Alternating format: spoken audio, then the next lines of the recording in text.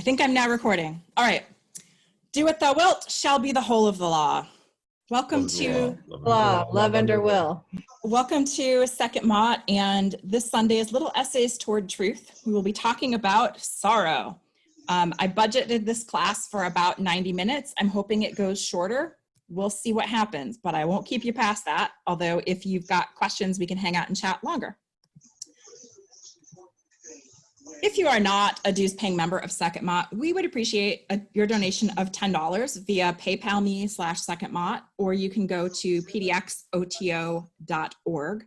That helps us keep our temple gear in good shape and do all the things we need to do so that once we can meet in person, we can kick some butt and continue to make the world bulimic. So here's your disclaimer. All these are my ideas. None of it is doctrine or whatever. Your mileage may vary considerably from what I've come up with. I don't have all the answers, but I really like to pretend I do, as those of you who know me know. Contents may be under pressure.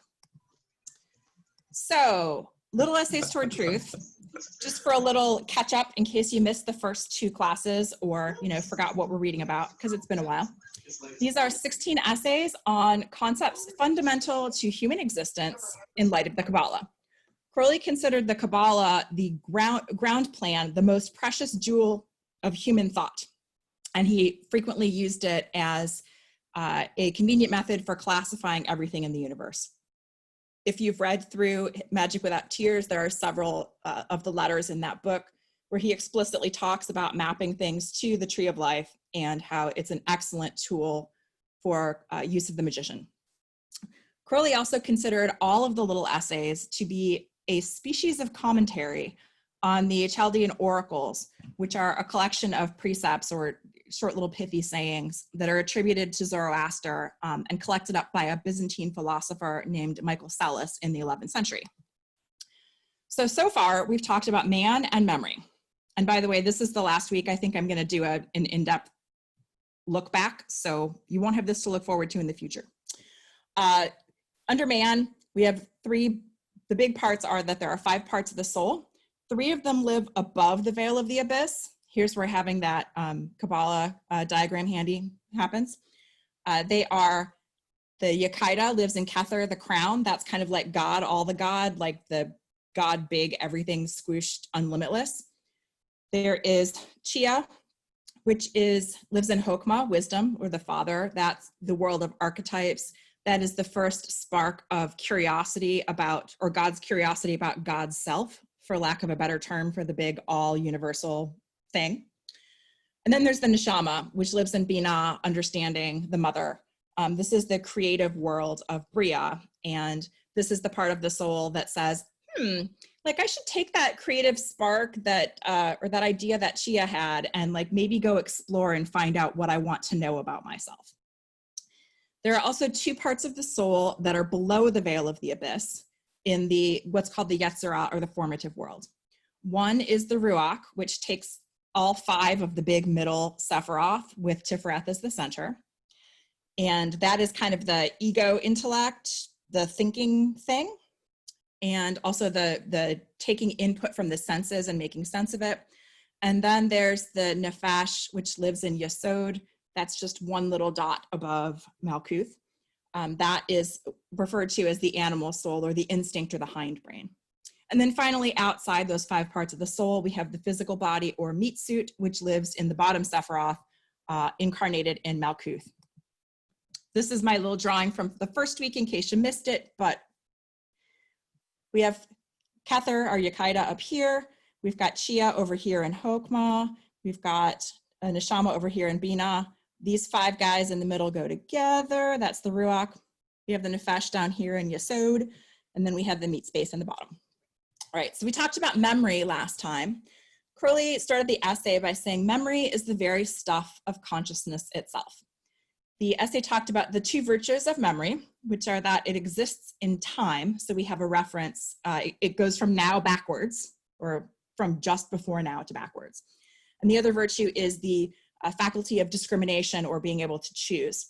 That's because memory without classification and selection is useless. Crowley compared it to a library where all of the books are just in there. and you have no way of finding what book you want because there's no Dewey Decimal System or Library of Congress. The essay also talked about how memory and true will are related, in that true will requires knowing by a judgment of less than somatic intensity upon all facts that are possible to assimilate. In other words, true will requires you to have examined your memory, but paradoxically, training your memory also requires some awareness of your true will. So these things sort of develop in tandem. Finally, in the essay about memory, we also mentioned that in crossing the abyss and crossing that the veil, we lose the knowledge that we've got because all knowledge becomes confusing and disharmonious, I guess is the word I'm looking for. Things are true and not true at the same time, and the rules of logic that apply to us here on Earth no longer apply. So we have all this memory and we cross the abyss, and you will be asked to give it up when you hit that point and pour it into the cup of Babylon. All right, so that's enough for our quick history trip through what we've been doing. This is the card called Sorrow in Crowley's deck. It is the 3 of Swords. And you'll notice 3s are associated with Bina, which is that supernal up there on the left, Bina, understanding the mother. It's also the 3 of Swords. And when I looked at this card, a couple of things stuck out to me. One is that up here at the top, underneath the 3, we have this symbol of Saturn, and Saturn is the planet that's associated with Bina. I also looked at this and saw how these swords could be almost placed directly onto the tree of life itself, with Malkuth being somewhere down in the hilt of the perpendicular sword, and with Bina and Hokmah being kind of upstairs in the hilts of those 2 other swords. It's a little of an extended metaphor that would make this bit in the middle probably Tiferath. It's a little stretched out. But I liked the imagery here of, it almost looks to me like there are a bunch of clouds or a storm, and that the swords have done some slicing and dicing to show the blue sky beneath them. Anybody have any thoughts on this card? Feel free to pop in with them. I do. Go for it. What you got? Okay. Just as you were saying, like when the card came up, I was like thinking to myself, like, how could this sorrow card be used to, how can I turn this around? Like, how can I make this card a positive card and not like have so much weight because it's sorrow and it's swords, Saturnus, and Saturn usually being a lot of like destruction,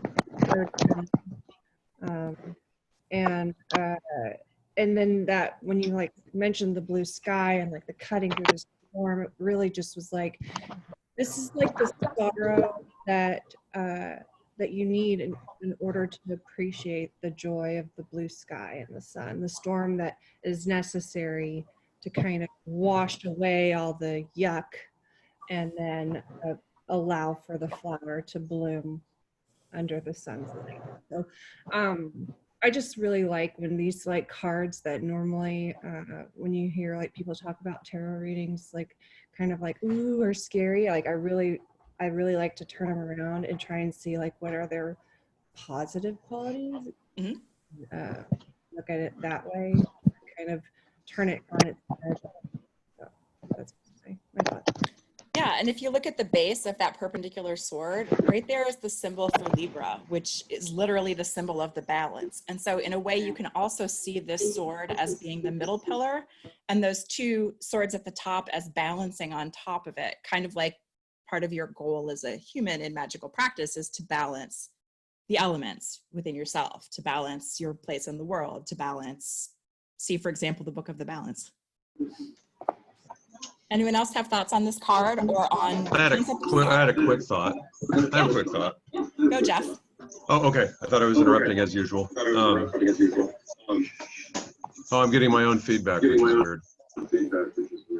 That's okay. I like my voice. Okay, so yeah, I mean, I was thinking of it in the context of this essay while I was reading for this tonight, and it becomes apparent that we're standing down here looking at Benai, trying to push all this aside, and we might actually be doing the opposite. You know, we might be covering up what would be blue if we were standing in Benai and doing our own cluttering. So,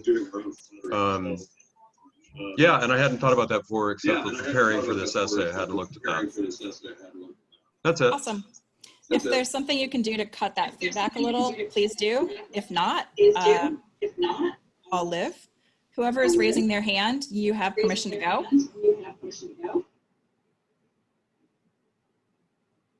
No? Okay. So per usual, this is 90 minutes of nerdness. Now I have feedback of me. Okay. So I started with the definition of sorrow according to the Oxford English Dictionary. Sorrow is both a noun, which kind of means what you think it does. It's distress of mind caused by loss, suffering, despair. The definitions all talk about, you know, affliction and trouble and things along those lines.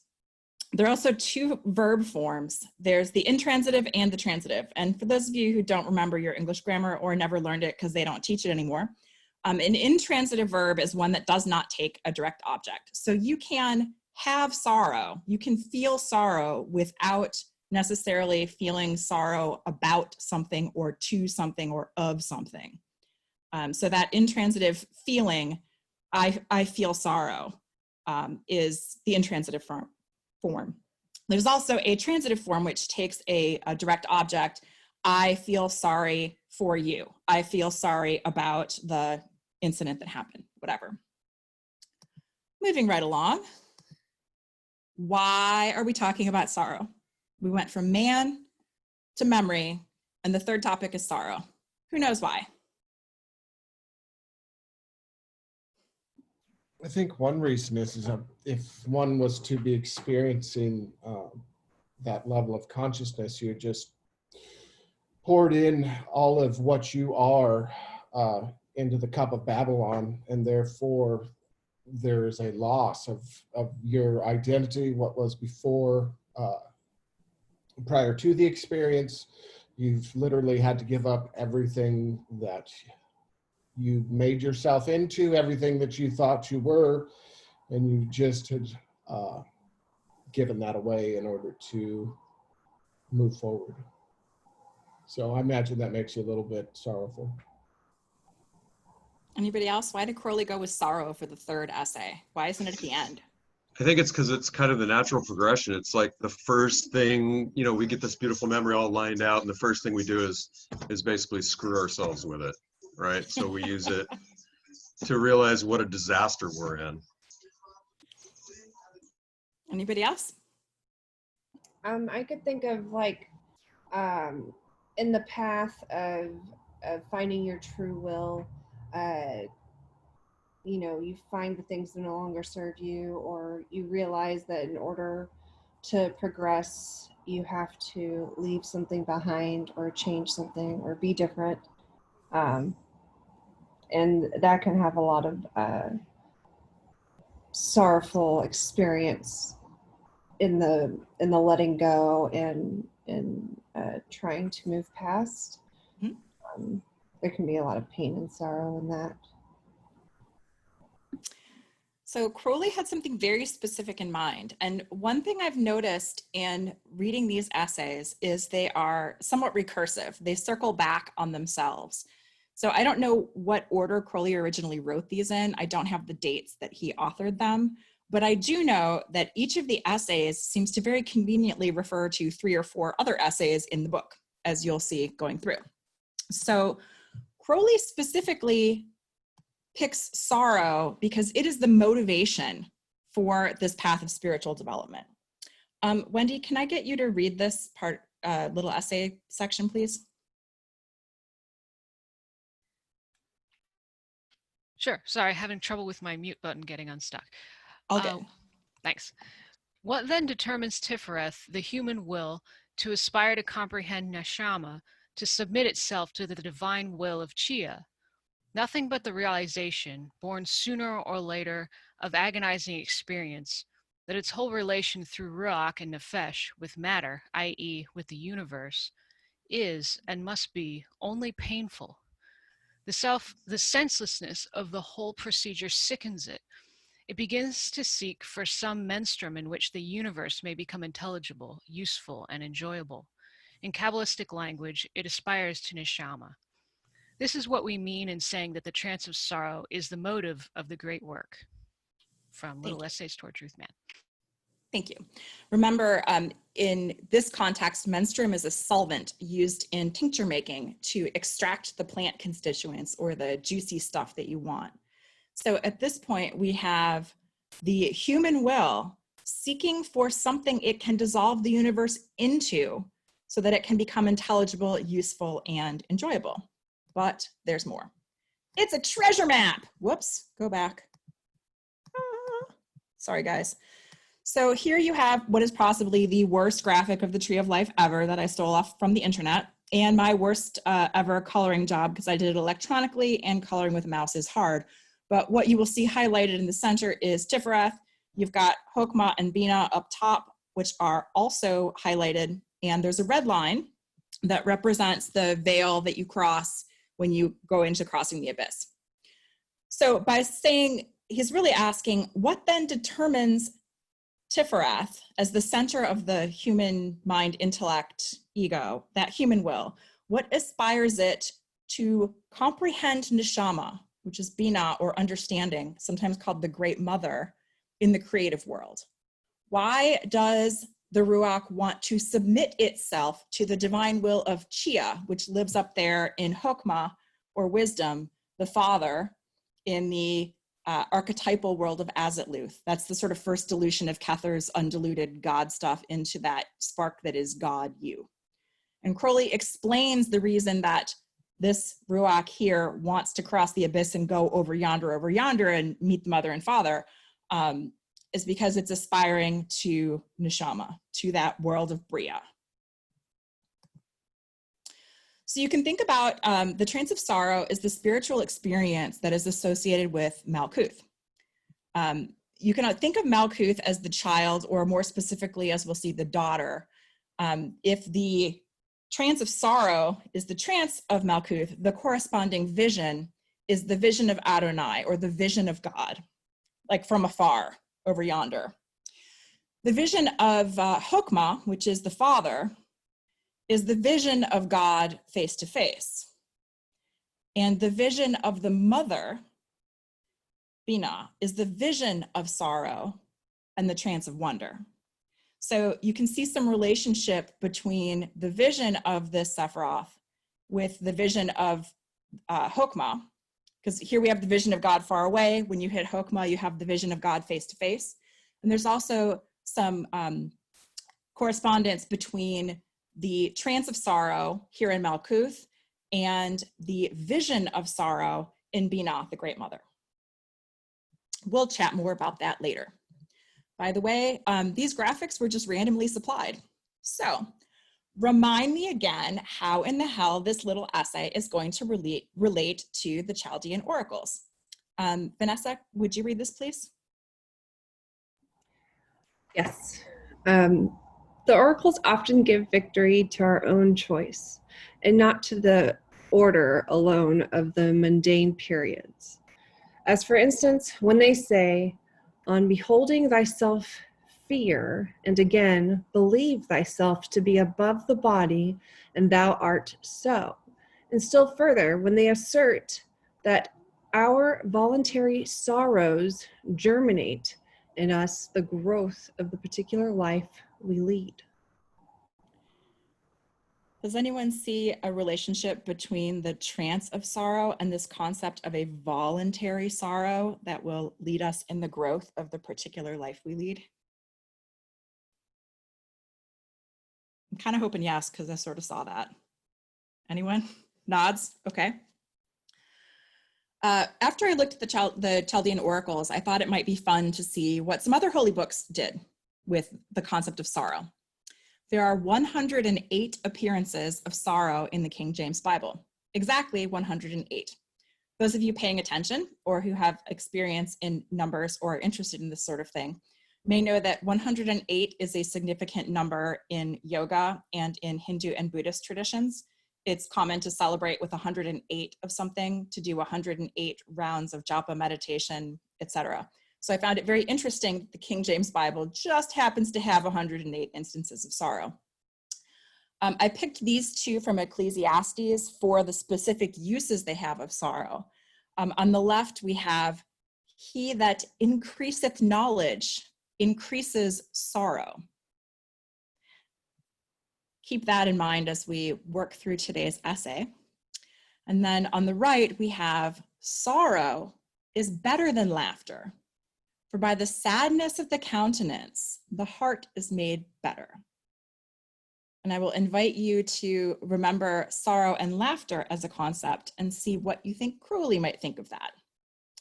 Then, since I looked at the King James Bible, and you know, we're all good Thelemites here, I thought I probably should see what the Book of the Law has to say about sorrow. There are 5 appearances in the Book of the Law. I only have partial lines here, but it refers to, you know, all the sorrows are but as the sorrows of pain, whose sorroweth is not of us. There is a mention of the veil of sorrow and a mention of a mask of sorrow.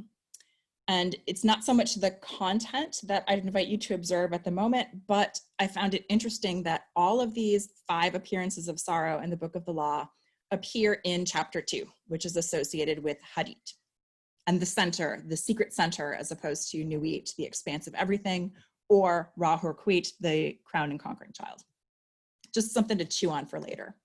So hey, let's read the actual essay. Nick, would you like to take our first slide, please? The aspiration to become a master is rooted in the trance of sorrow. This trance is not simple and definite. Indeed, it commonly begins in a limited, selfish form. The imagination cannot pierce beyond terrestrial conditions, or the sense of self grasp more than the natural consciousness. Thanks. So I've tried throughout this slide deck to put all of the sections of the essay in the exact same format, so it's very clear what Crowley's words are and which ones are mine. So at the bottom is my side note. Natural consciousness, that's what any idiot gets walking about in their meat suit. Comments on this initial section or introduction to this essay? Going once? All right. So just for a moment, let's redefine trance, because most of us think of trance as something other than how Crowley is using it. So Crowley's definition of trance is that the word trance implies a passing beyond. And what you are passing beyond is specifically the conditions which oppress. I found this interesting because the word trance comes from the Latin transire, to go across, comes through the Old French, which means we got it when the Normans invaded England in English. Transire, depart, fall into a trance, and then Middle English trance, to be into a trance. It has the same roots as other trans words, meaning cross, transcend, transpire, etc. But that's enough nerding for now. Jeff, this slide was built for you.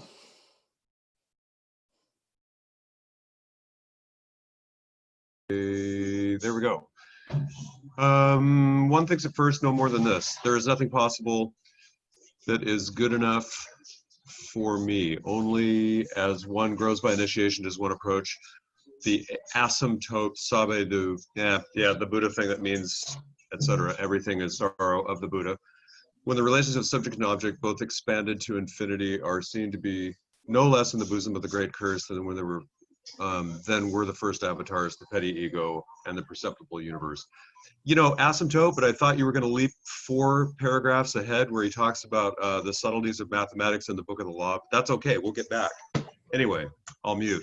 No, you're good, thank you. So I was like, what the heck is an asymptote? And why is everything is sorrow an asymptote? Called on Jeff because he's our math man. So my best definition that's parsable to people who don't math like me is that an asymptote is a line that continually approaches a given curve, but doesn't do so in a finite distance. So it's something you get closer and closer to, but never quite actually reach. So in other words, it's only the growth by initiation that you begin to approach this everything is sorrow. Questions, comments, rude remarks so far? Because there's more. Sweet. Let's talk about subject and object because those are important. Oh, yes, Sorry, go ahead. For some reason, sometimes my mute button just doesn't unmute. That's okay. Jump in. Thanks. I wanted to know what he means, where a person will be coming from if there's thinking there's nothing possible that is good enough for me. Because I can think of a few different angles. Like, do they mean that they feel so sad that nothing can make up for it? Or do they mean that they can't accomplish anything that will satisfy them, or that there's nothing worth accomplishing? Or do they mean that they're just so awesome that nothing else compares? Like, I just don't understand where this is. Good Can I question. chime in? Anyone have thoughts on that? Can I chime in? You can. Please do. All right. Well, from personal experience, not feeling worthy of anything, and this was a really big deal for a while. A lot of it derived from childhood, but as an adult, it didn't matter what I did. There was no positive feedback coming from the world around me. So I was convinced that I wasn't worthy of what I had, and I wasn't worthy of doing more, which led to its own consequence. Thank you. Yeah. Anyone else have thoughts on Wendy's question about there is nothing possible that is good enough for me? I think it can be all three of those things. It just depends on your experience and also whether you're willing to change your perspective or not, and do some self-reflection on how to do that, how to get your perspective changed. It's definitely in all three, I think. It seems to be kind of leading into the idea of getting more of an idea of where you think you're stuck. You know, no matter what it's like when you try to first sit in a sauna, no matter what I do, I can't get comfortable. I always have some sort of a pain. No matter what I think about, there's always a downside to it. No matter where I go, there I am. So I don't know if it's connected to that, but he seems to get really heavy into that later. We're going to take the feedback. Oh, thanks for the question.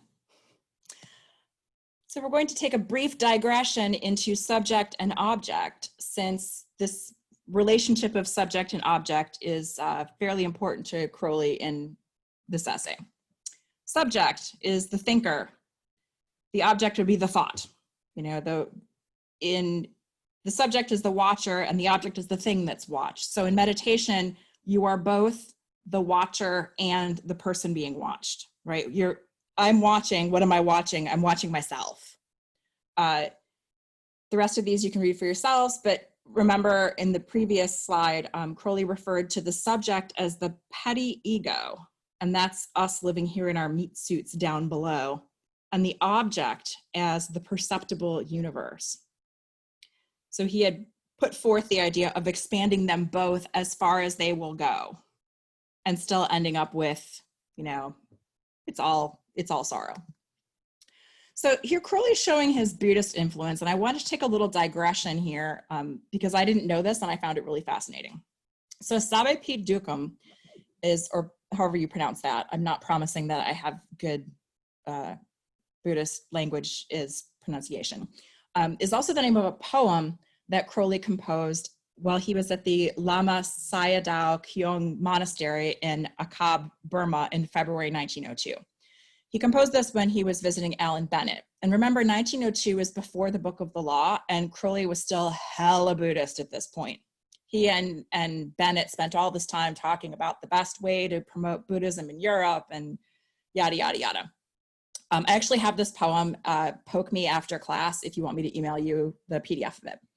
So the poem is actually from a series called The Oracles, and he subtitled it A Lesson from Euripides.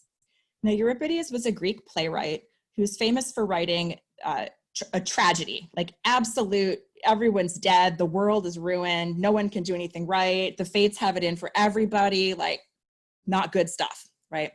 So he wrote a series of plays called the Mackay, or the Bacchantes, depending on how you translate it. The Bacchae, that AE there is plural, so it's a bunch of them Bacchus people. Anyway, Crowley bought a copy of this book when he was in San Francisco and realized in his mind that Euripides' entire work was nothing but an invocation of Dionysus. And so Crowley got this idea that a poet who has identified himself with a god, like on the sort of bhakti yoga level, might be able to write a poem that would have a similar influence on readers who were open to the concept that it could happen. Now, Crowley's poem, Sabe Pi Dukkam, isn't just about the actual story that happened in the Bacchae. It's sort of influenced by Euripides, not really from Euripides. He joins the Greek myth of Pentheus, who's one of the characters, to Buddhist doctrine because, you know, he's writing in a Buddhist monastery at the time. The character Pentheus, his name means man of sorrows.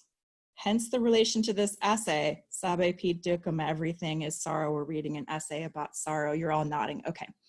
So the origin of Pentheus's sorrow is that Pentheus outlawed, that should be worship, not workshop. Oops.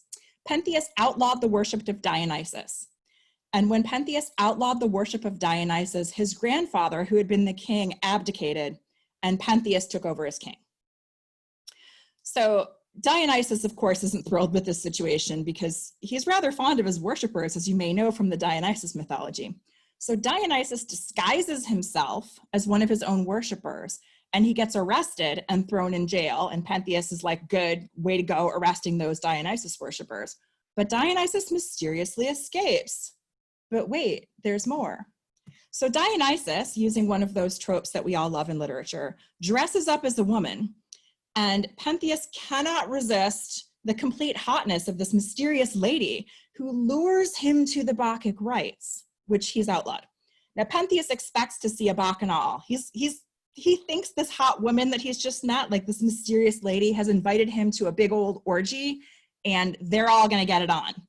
But instead, his mother and his aunt, remember his grandfather was a Dionysus worshiper, he gets to the party and his mother and his aunt mistake him for a wild animal and literally tear him to pieces and eat him. Now, this is one of the things that goes along with the rites of Bacchus were supposedly so wild and everyone was so inebriated and high and out of it that they ripped wild animals to shreds and ate them because that's not really a cool thing to do in this time and it's kind of taboo. So that's the fate that our friend Pentheus faces. Crowley kind of makes him guilty of a blasphemy that Pentheus doesn't even understand because he's outlawed the religion of his grandfather and apparently the rest of his family. And as a result, he becomes a sacrifice at one of the celebratory rites. So a writer named Churton wrote a bit about this, and he refers to the maddened mother Agave, that's Pentheus's mother. She's described as nature's self. And by tearing her son to pieces and eating him, she effects the consummation that is in the poem clearly equated with the process of dissolution of subject and object implicit in the trance dhyana, which is concentration, focus, it's a level of meditation. So here we have union of subject and object in the mother literally eating the son. Hold that thought because it's going to come back again. But let's have some more essay. Anybody up to read the next one? I got you. Thank you. So also for the transcending of this trance of sorrow, at first the victory often comes by trick of mind, extending subject or object. As the case may be, by an effort to escape reality, one seems for a moment to have defeated the equation, but the clouds regather as the mind recovers its equilibrium. Thus one invents some heaven, defining it arbitrarily as free from sorrow, only to find one exact examination that its conditions are the same as those on earth. So we're looking for a way out of sorrow. Obviously, he's referring to his Christian upbringing where The way out, yeah, life is sorrow, but the way out, you're going to meet Jesus when you die. It's all going to be good. Only when you look at how heaven is described and what heaven is, it's actually just the same as earth. So how have you actually gotten rid of the sorrow there? So essentially, the first possible victory you think you have is fake. Psych. For a moment, your ego thinks you got it, but they don't. And you can't really take a rational conclusion here. So what's someone to do? Next slide, anyone?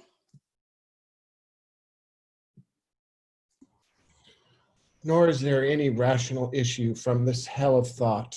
The transcending of the trance of sorrow is to be made by means of such other trances as the higher beatific visions, the trance of wonder, and others, even the trance called the universal joke, though this last is thereunto strangely akin.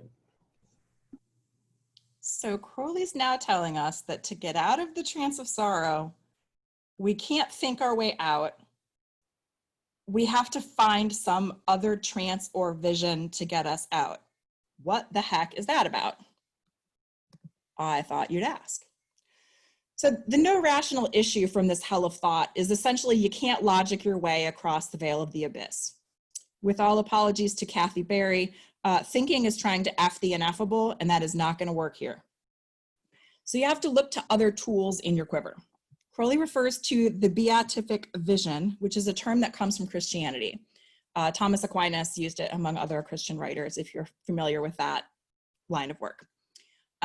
In Christianity, the beatific vision is the immediate knowledge of God that souls enjoy in heaven. Essentially, once you get to heaven, you get to hang out with God, you get to see him with your own eyes or whatever you have after you're dead, and that is your beatific vision.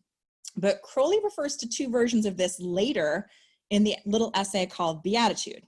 This is where he gets all recursive and starts referring to other essays that you haven't read yet. So I read them for you. In Crowley's parlance, there are two versions. The lesser of the beatific visions is associated with Tiferet.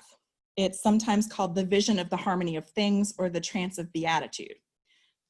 Think about Tiferet, and you can see it in the diagram. It's in the center of that Ruach wheel, the center of those 5 Sephiroth that represent your ego, intellect, thinking piece down here below the veil. But if you look at where it's positioned on the tree of life, it's also the Sephiroth that's directly below Kether. So if you start out with Kether and you just drop straight down the center, you end up with Tiferet. So the vision that you have in Tiferet of the beatific vision is actually the lesser vision because it is a reflection of the higher vision in Kether. And the spiritual experience in Kether is union with God, or insert your favorite word here, God consciousness, the all, the everything, Nuit. In this section, Crowley also refers to the trance of wonder, and again, being recursive, Crowley wrote about this in the little essay Wonder, which we also haven't read yet. Crowley describes this as arising naturally from the final phase of the oath of a master of the temple. And this is the oath you take before, after, during your crossing the abyss, before you hit Binah up there, the Great Mother. And that last line is, I will interpret every phenomenon as a particular dealing of God with my soul. This trance of wonder is where the understanding of Binah illuminates the darkness of knowledge. All of what you just poured out into the cup of Babylon as you cross the abyss, Binah turns on the light and you realize you don't need any of it. But wait, the trance of the universal joke, is Crowley just being cute here?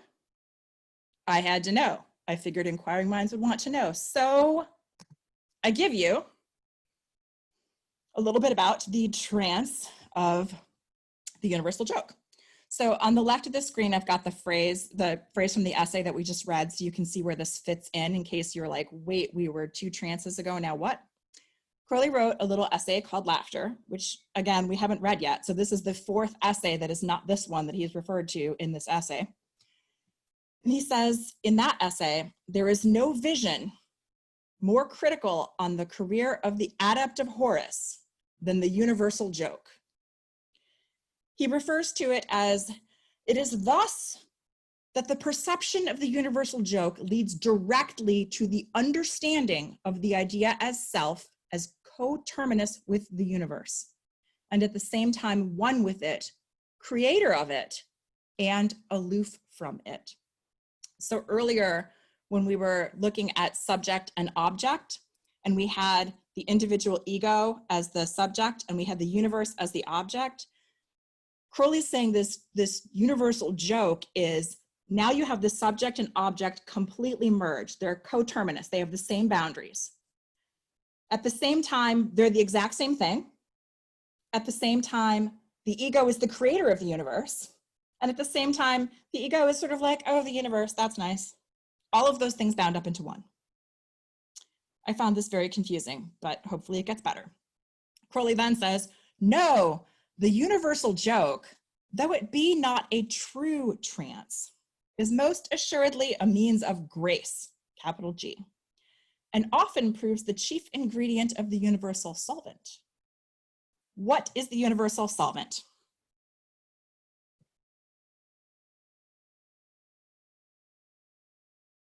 Is that vitriol? Good guess, but no. Think easier, baser.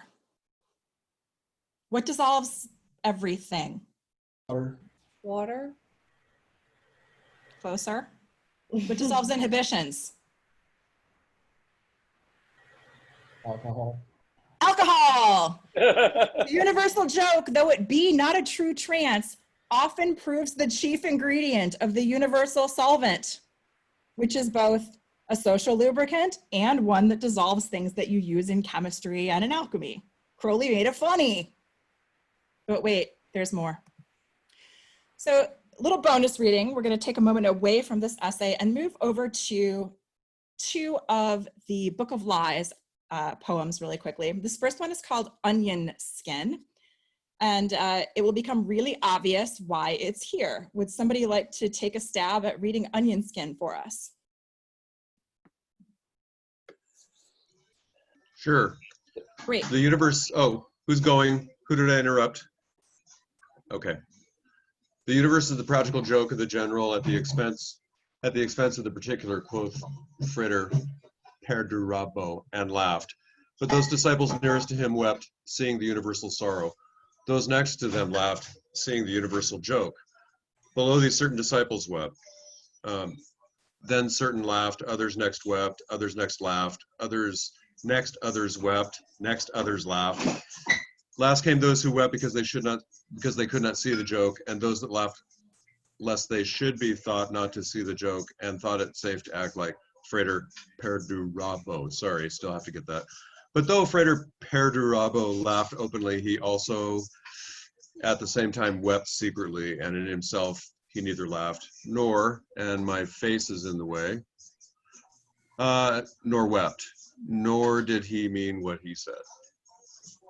Before we look at the commentary, does anybody have any thoughts on this?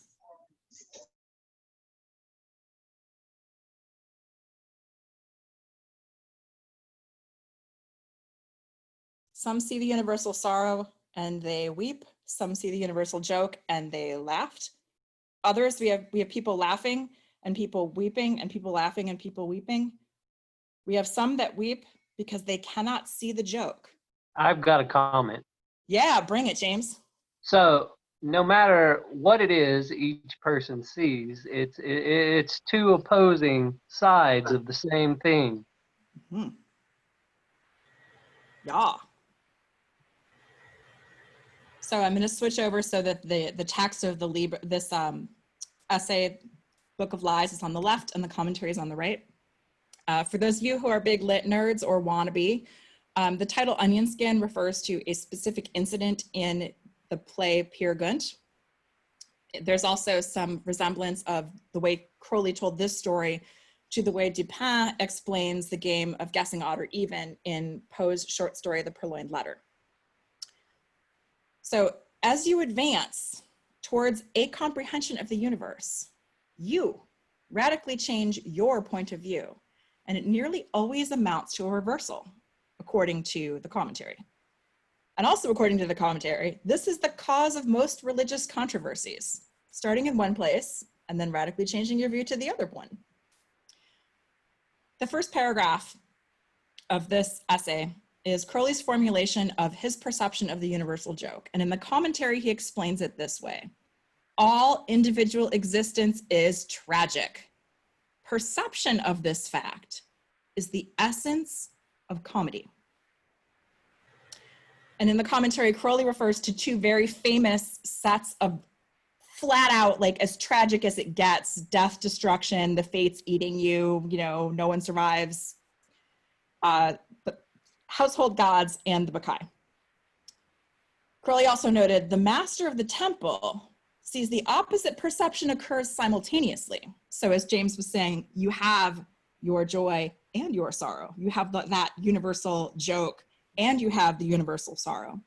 And that he himself, as a Magister Templi, is beyond both and finally realizes the truth as beyond any statement of it, the truth.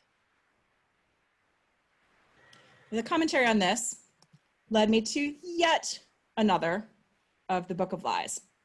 Since this seriously does relate back to sorrow, I put that last paragraph we read on the left side so you can keep that, how did we get down this rabbit hole in mind. Would someone like to read to us The Smoking Dog?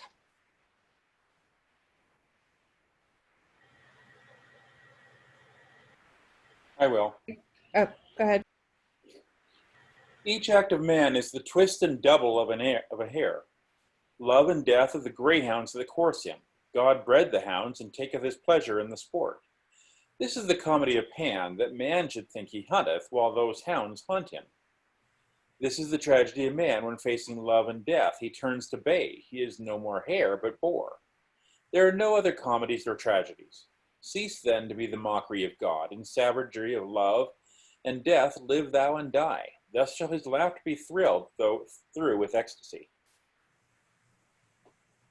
Anyone got comments or thoughts before we turn to the commentary?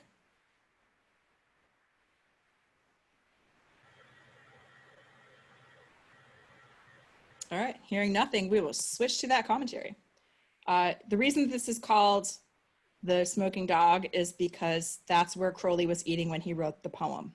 Apparently the cafe was called Au Chien qui Fume, which is French for the smoking dog. Great. I love how Crowley goes from, now I'm gonna talk about Greek comedy, to I'm gonna make a joke about the restaurant I was eating in. But this is his way, I think, of putting together the Trance of Sorrow and the universal joke, right?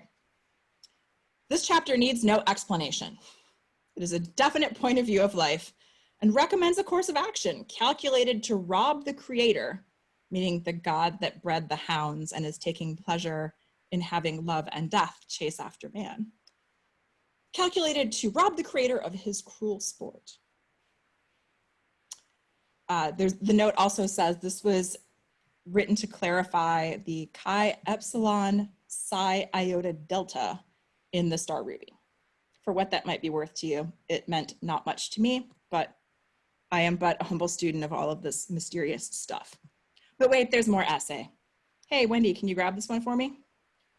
Yeah.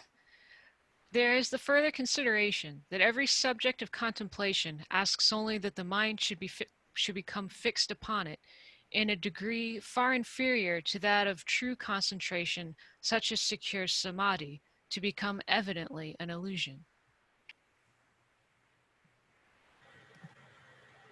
Crowley wants you to meditate. Crowley wants you to meditate. You'll read elsewhere or have already that focus and concentration are tools of the magician and that practice will strengthen your skills. As Crowley wrote in Magic Without Tears, concentration does indeed unlock all doors. It lies at the heart of every practice, as it is of the essence of all theory. And almost all the various rules and regulations are aimed at securing adeptship in this matter. All the subsidiary work, awareness, one-pointedness, mindfulness, and the rest is intended to train you to do this. I was very much hoping that the slide deck would suggest a brain graphic for me here, but instead I got chess pieces. Your mileage may vary. We have some more essay going on. Any takers?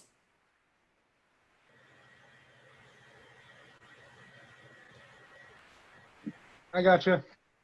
All right. So much for a brief summary of the technical aspects of the matter. But all this is remote indeed for the simplicity of the affirmation of the Book of Law. Remember, all ye that exist is pure joy, that all the sorrows are but as shadows. They pass and are done, but there is that which remains. Upon what can depend this perception, which claims to sweep away with all the fire of scorn the formidable batteries of all serious philosophical thought. The solution must lie in the metaphysics of the name itself. There you go. So Crowley's been yammering on about sorrow and how we're hanging out in Malkuth with the trance of sorrow, but then comes back to this quote from the Book of the Law that existence is pure joy and all sorrows are but as shadows. Come on, Crowley, what do we got? Vanessa, you want to take this one? Sure.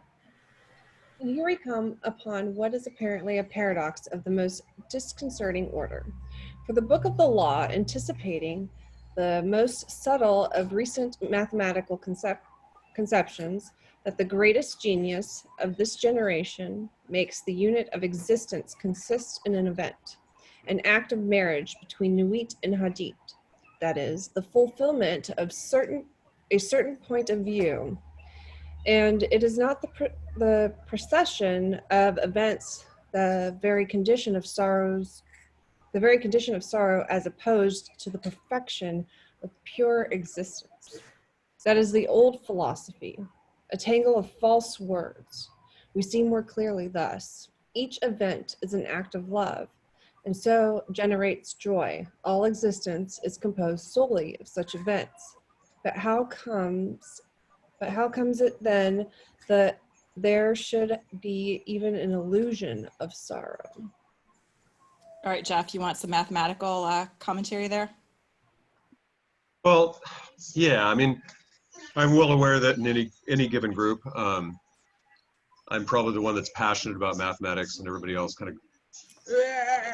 But to me, on the other hand, it's so clear that Crowley thought mathematics was important and viewed everything through that certain window. So I was actually going to ask you. I mean, my one comment is at that time there were two things as far as that I briefly been able to look at that were considered subtle mathematical concepts. One was, I think, isn't that where Gödel was starting to toss things at the mathematical conception of logic? And I was going to ask you in any of your nerd excavation if you had uncovered what he felt he might have been referring to when it was some of the real great mathematical innovations at the time. So I was going to ask you that if you had any thought about that. But the other thing is, and in other places, and I wish I would have written them down, he's so definitely his thinking about and how he perceives the world. He thinks statistically. He starts to think of both continuous and discrete probability distributions, and he even uses the word event and point of view. And so one thing that I found really interesting is we could pretty much obviously say that we are part of a continuous distribution. There is no beginning and no end. But when you look at an event, one point, like Hadith in the middle of a circumference of a circle, for example, that has 0% chance of happening. So when you take a discrete point on a continuous distribution, there is no chance that it happens until it stretches into an interval from one point to another point, and then we can get an estimation. So I'll stop because I don't want to glaze everybody over and lose friends before you even actually meet them in person. But I would be really interested in hearing if you had run across in your nerdscaping some of the I guess around 1930 or so, 1931, that he would have identified as some of the subtle mathematical things of his age. I know it was the beginning of statistics, and I know there was a concerted effort to bring mathematics into logical statements in philosophy, but that's all I know. I'm going to say it's both that and not that. This is my least humble opinion. I don't have a definitive answer for you. So just so you know, my thought is that what he's looking at in most subtle of recent mathematical conceptions, I think he's looking at the formula of 0 equals 2 and the discussion in the Book of the Law about how Nuit is nothing and Hadith is a point. And there's the line about it is foolish to speak of me as going for, I forget what the line is, but for it is I that go. I think he's looking at more cosmological type mathematical conceptions because he's trying very hard in a lot of his work to apply science, right? The aim of religion, the method of science was the motto of the AA. So I think he's looking for ways to phrase scientific illuminism or thelema as in mathy language. Does that make sense? I'm sure that's disappointing and not the answer that you thought I would have, but that's I'm just gonna play with all those things anyway until they make my own universe happy. But yeah, you're probably actually right. I just to me, one of the things I like about Crowley is it's obvious in different of his writings that he has played with mathematics and understands it. But yeah, thanks, and not disappointing at all. Does anyone else have any thoughts on this chunk of the essay, either the comment of mathematical conceptions or the concept of events generating joy and why is there still an illusion of sorrow? Or anything else to this point, really? It makes me think of like pessimistic versus optimistic point of view, which I guess is not really mathematical, but I don't know. That's all right. That's where my mind went. Anyone else? It seems here to be saying, the illusion of sorrow consists of intemperance. I mean, because each event that brings joy is in and of itself temporary, and therefore creates in itself the illusion of sorrow because of its passing. Anyone else? And maybe for the fact of that most of us, there's two ways they say we learn, from curiosity and from pain. And most of us just aren't that curious. So we can kind of take that into consideration, I think, a little bit there.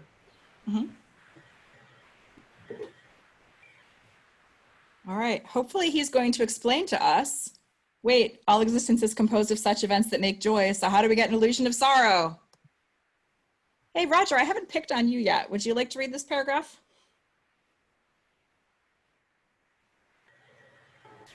Sure. It's all right on my way here. Simple enough, by taking a partial and imperfect vision, an example, the human body cell is perfect, and the man is in good health.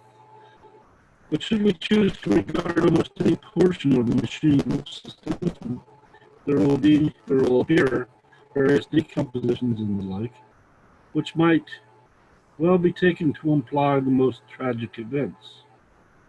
And this would inevitably be the case had we never at any time seen the man as a whole and understood the necessity of the diverse processes of nature which combine to make life. So we have a partial and imperfect vision that is allowing us to have this illusion of sorrow. Okay. Wait, Crowley, tell me more. Anyone want to take the next slide? Well, I'm already Sure. on here. Wait. Starting at the top. Oh. Furthermore, to this normal or dualistic consciousness, it is precisely the shadows which pass and are done which constitute perceptibility. What man sees is in fact just that which obstructs the rays of light. This is the justification for the Buddha saying, everything is sorrow. And that word, everything, is most careful to include specifically all those things which men count joyous. And this is not really a paradox, for to him, all reactions which produce consciousness are ultimately sorrowful, as being disturbances of the perfection of peace, or, if he preferred, as obstructions to the free flow of energy.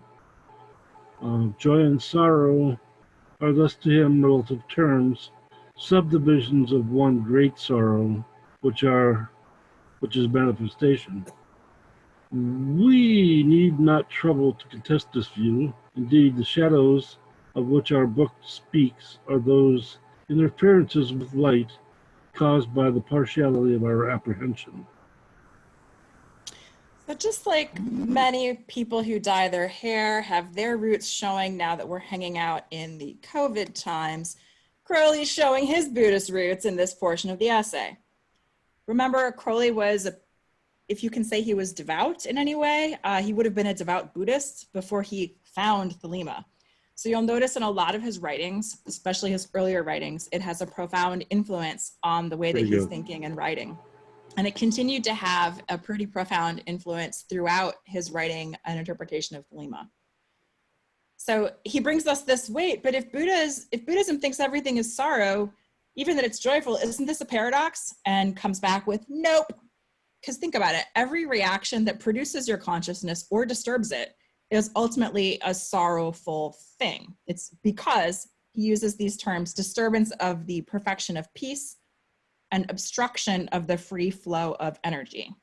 So the one great sorrow is embodiment, your little spark of God stuff being stuck in a meat suit because it requires separation from Cather. And I put joy/sorrow and light/dark at the bottom of this list because most people will equate joy with light and sorrow with dark. And one of the things that this essay has encouraged me to do is contemplate joy as darkness and sorrow as light. Because if sorrow is only a partial apprehension of things and it is caused by the things that are in the way of the light, and I'm going towards the light, maybe I want some sorrow as I keep moving in that direction. Or maybe I need to reframe what I think sorrow is. Personal thought, your mileage may vary very wildly. Does anyone have thoughts on this Buddhist influence on his description of what is the one great sorrow and why joy counts as part of it? Yeah, but I have to go all the way back to his example of the healthy man, where, Yeah. you know, if you look at any part, I can see what his point is, where, you know, cells don't last forever. They have to replace themselves. You know, sometimes if you get some damage, then that needs to be repaired. You know, there's normal stuff like what he's talking about. But then in some cases, a doctor could look at a seemingly healthy person and go, oh, you've got cancer. And you wouldn't be able to tell from looking at this man as a whole that he doesn't have as much time as somebody else. And so why did Crowley assume that none of these instances of apparent damage indicate that anything bad is happening? That's a good question. My personal thought, again, not dogma or doctrine here, just like Mackay, what's going on in the brain. My thought is that he was looking at this, that is just a counterexample. So maybe you look at every single cell and think that this guy was in perfect health, but maybe you'd find one cell, right? Any portion of the machinery, like maybe, I don't know, maybe today I'm walking funny and it looks like there's something really wrong with one of my legs, but it turns out that I just had surgery and it's fixed and we're all good. I'm just temporarily walking funny. I'm fine. I don't look fine, but that part of me looks like it's got a problem, but really it's good. Or like you were saying, the example with, we constantly have cells that are regenerating. So there are always cells that are dying. And if I were to say, well, what is the state of health of Wendy? And I only looked at a dying cell, my reaction would be, holy shit, she's dying. But I've only looked at one cell. And that's a very limited viewpoint, as opposed to also looking at all of you and saying, oh yeah, that cell's dying, but like she's walking and talking and drinking and breathing and doing all the regular things. So seems good to me. Okay. Anyone else? Yeah. Oh, Go ahead. I had a second question related to that, and thanks for answering that. If I understand your answer, then it's that what I'm asking just isn't the frame of his reference. Like that's outside of what he's talking about, and that's okay with me. The other thing was that I find it a little hard to accept that if we do take the example of the healthy person, how does he generalize that to be representative of the entire cosmos when, you know, we know the Hermetic principle, as above, so below, but, and, you know, this may not be universally accepted. I've heard some differing opinions about this, but it tends to be my opinion that you can't reverse those. And so comparing the entire universe to one healthy person and saying, yeah, the whole universe is healthy if this one person's healthy, you know, maybe I'm misunderstanding where he's coming from, but it doesn't make sense to me. So the fundamental question underlying your question is, what is the relationship of man, capital M, or a man, little m, with the universe, big U? And Crowley starts off the essay on man, big M, with man is a microcosm, that is an image concentrated around a point of consciousness of the macrocosm or universe. So if Crowley looks, from this view, if Crowley looks at man, capital M, as the microcosm of the universe, man and the universe are the same, just on a different scale. Now, earlier in this essay, and I'm not sure that I'll be able to pull the phrase up quickly, but we read Crowley talking about how man essentially invents the universe, or how the universe is an extrapolation of what's going on in man. Like any individual can realize that what is going on in the universe is something that they have created themselves. Does that make sense?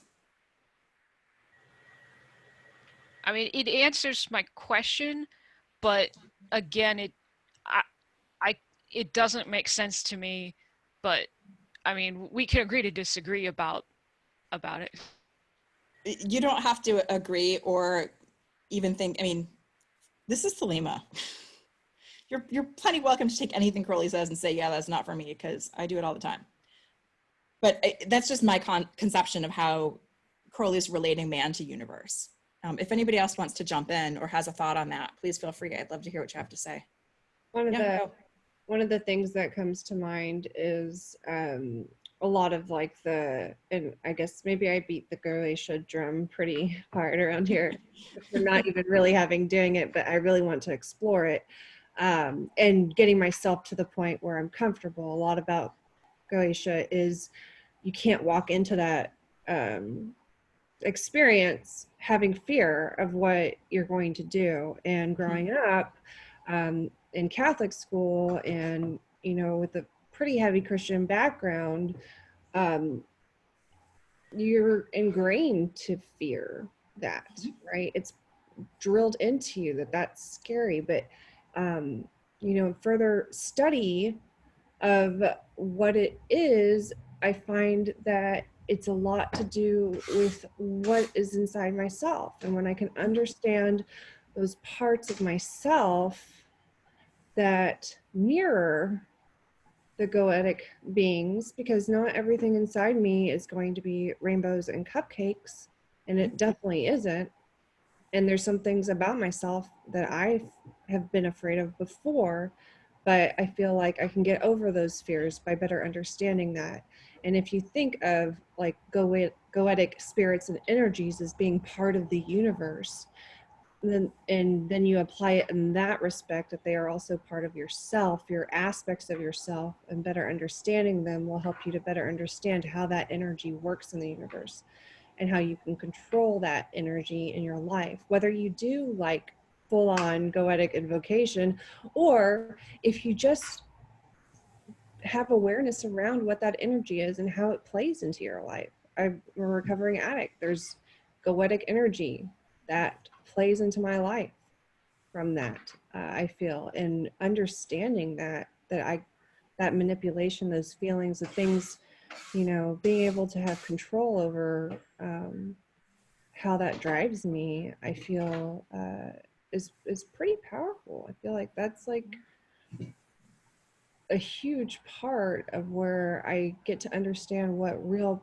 power within myself is, to affect that change within myself as a magician, to be able to be better, do better, feel better. Thank you. All right, jumping back to Sorrow, the essay. But wait, there's more. Would anyone like to take this slide?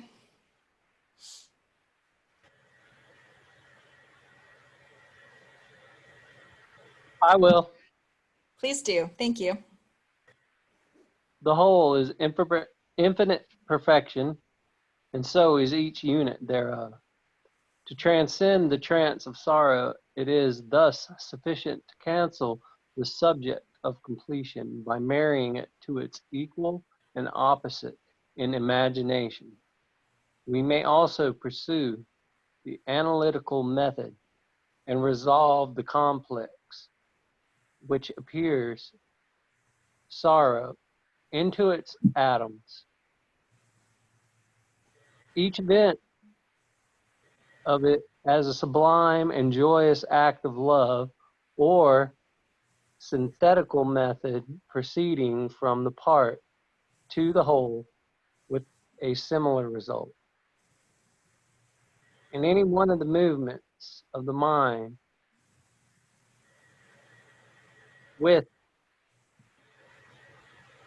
I don't even know that word, assiduity Assiduity. I didn't look that one up for you guys. Sorry. and enthusiasm, capable of transforming the trance of sorrow itself into the cognate trance attributed to the understanding of the trance of wonder.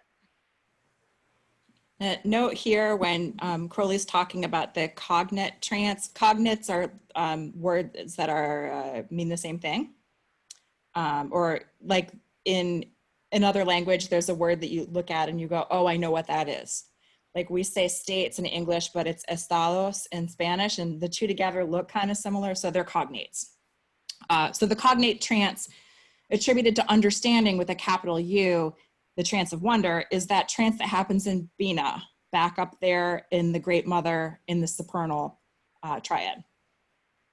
So Crowley gives us 3 ways to cancel the trance of sorrow. And this cracked me up because we're in cancel culture now. And it's like, she's canceled, he's canceled, that's canceled. I'm like, trance of sorrow's canceled.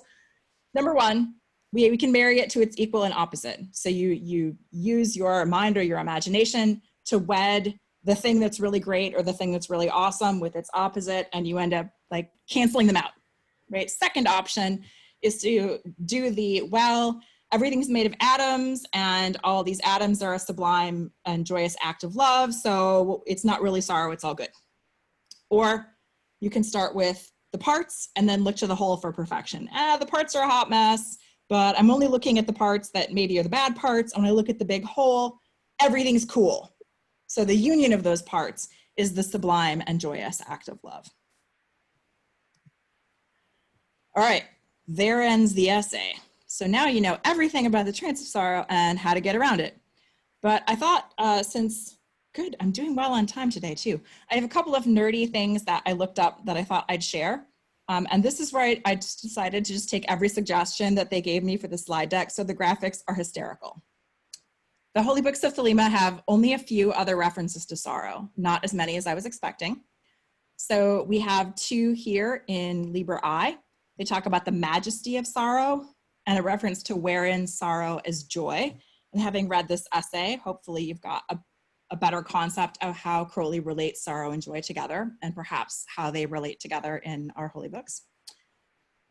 In Liber Liberi, which is the book of the god Liber, who's like a Dionysian type god, we have a reference to, oh, ancient sorrow, sleep, oh, ancient sorrow of years.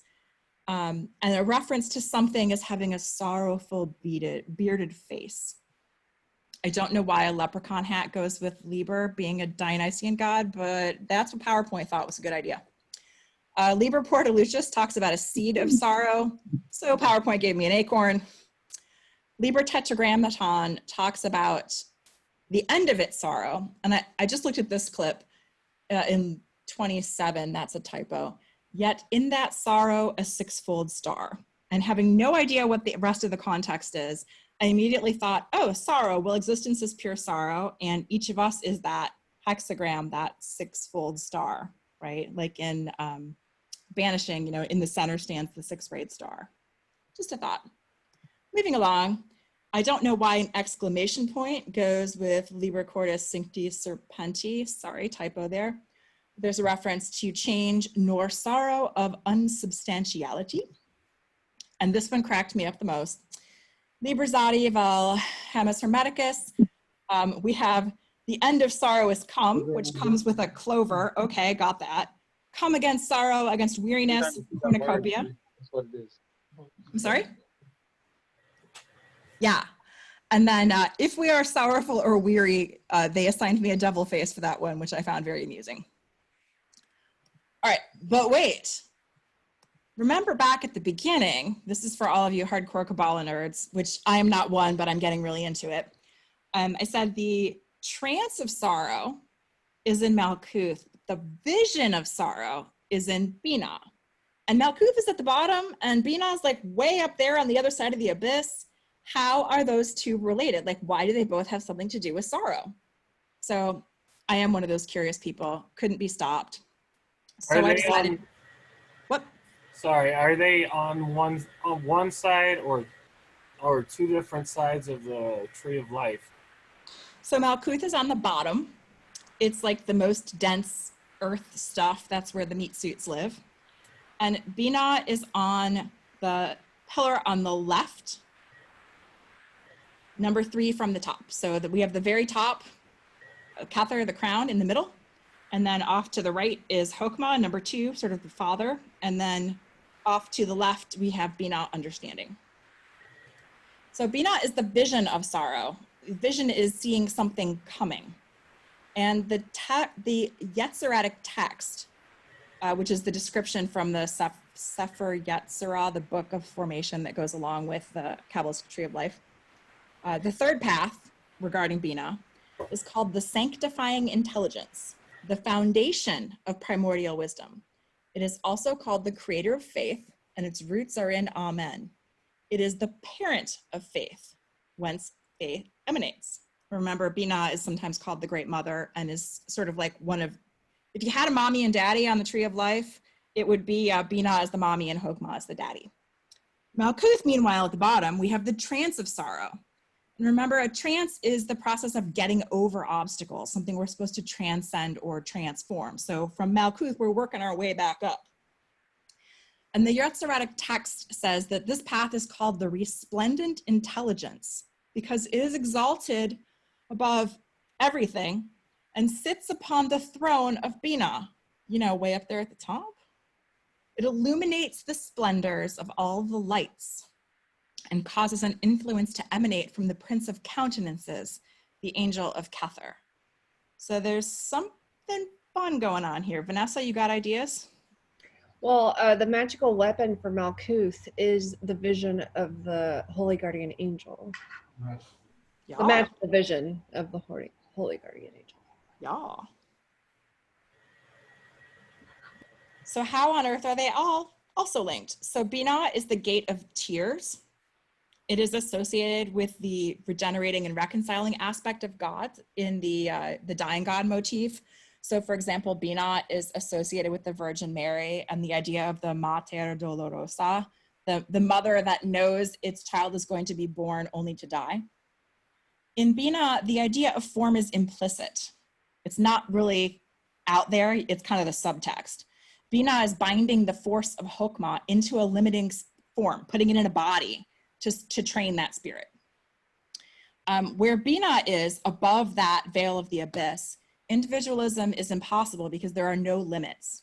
So Gareth Knight says, it will be seen that spiritual growth is best attained by getting fully to grips with life in the world, not above the abyss and the 3 supernals, but down here in the roots in Malkuth. Binah is also associated with water and is sometimes called the sea of consciousness. Now Malkuth, where we are down on the bottom, is the gate of justice. And that's because it's where you work out your karma. That has to happen on earth. You can't do it above the abyss. It's also called the gate of life and death because we're born in Malkuth and we die here, like literally physically. In Malkuth, one of the lessons is the understanding of sorrow, which is kind of what this essay was about. And comparing Malkuth to Binah, Malkuth is aspiring to that future condition where its own imprisoned form, that spirit, has harmonized form and function, and so no longer needs the body, no longer needs a form as a necessary limitation for development. So there's an idea here that the point of becoming incarnate and taking a body is to give you limitations to enable you to have spiritual development. And then I thought that if Binah is water and the sea of consciousness, then it's essentially doing some kind of distillation process and turning the spirit into steam, something that can be put into a container to do the work. I promise there's only 2 more on this because I know it's hyper nerdy. All right, so Binah is called the superior mother. Malkuth, Kabbalistically, is called the inferior mother. Binah is the primordial giver of form, because remember, that Sephiroth is the one that sends you off to be incarnated, whereas Malkuth is where the incarnation happens. It's the sphere of form or the world of form. Binah is inception. It's the beginning of the idea. Malkuth is culmination, or the coming to fruition of that idea. Binah is called Ama, A-M-A, the dark, sterile mother. And Malkuth is Aima, A-I-M-A, which is called the bright, fertile mother. Notice that word A-I-M-A is the same as Ama, only it has that I there, which is Yod, essentially fertilizing it. So if you go back to your tree of life and the formula of Yod He, Vau He, right? Your Yod lives up there near the top at Hokmah, right? Binah has your first He, that's the mother He, right? The Vau lives in that entire formative world that encompasses your Ruach and your Nefesh, and that He final lives down here in Malkuth. So the initial He is Binah, the mother, and the final He is that daughter in Malkuth, or that child in Malkuth. For this reason, Malkuth is also called the bride of the Microsopos.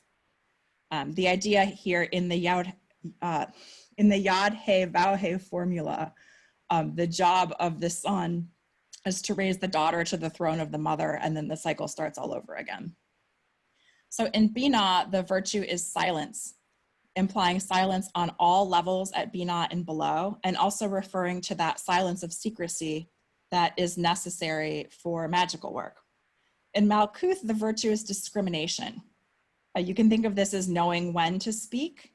You can think of this as knowing which memory to save or to pull up, or you can think of this as making a choice to begin that spiritual initiatory path.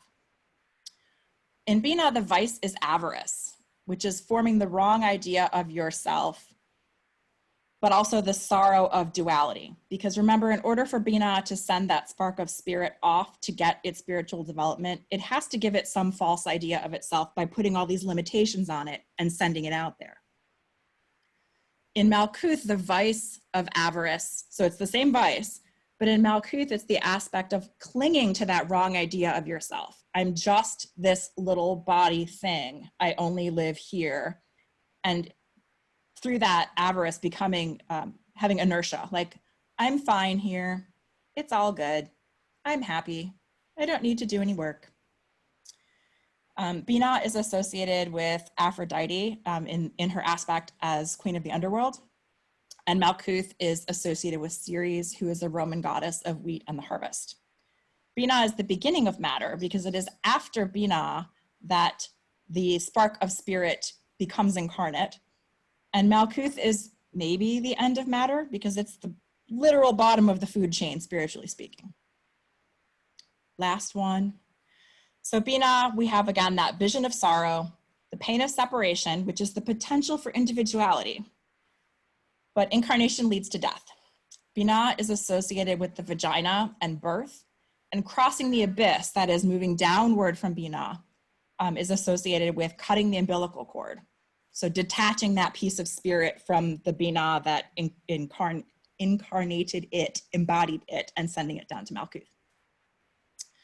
Malkuth, meanwhile, is the trance of sorrow, which is that matter appears stable, but that's an illusion, and matter's all actually decaying. And separation, that individuality, is actually also an illusion. You can't exit the world the way you entered. And if you look at it, if you were to make your way back up the tree, there's no way to go directly from Chesed to Binah. There's no path there. You have to cross the abyss, and then what? There's no road. Binah is the queen, associated with queens and the number 3. Malkuth is princesses and the number 10. Binah can be associated with virtue and Malkuth with oppression or suppression. And I think, yeah, that's the end. I looked at one book by Tobias Churton, the essay Sabe P. Dukam, or the poem, sorry, that I can email you if you'd like, Crowley's Book of Lies, and Gareth Knight's Practical Guide to Kabbalistic Symbolism. So thank you all for coming to this class today and visiting us at Sekhet-Maat. Again, if you're not a member of Sekhet-Maat, we would sincerely appreciate your donation of $10 or whatever you can afford at paypal.me/Sekhet-Maat, or you can go to PDXOTO, like PortlandOTO.org, which will take you to our website and has all sorts of information and other stuff on it. So I am going to stop screen sharing and stop recording. Thanks so much for coming, everybody on the video. So stop recording. And if you have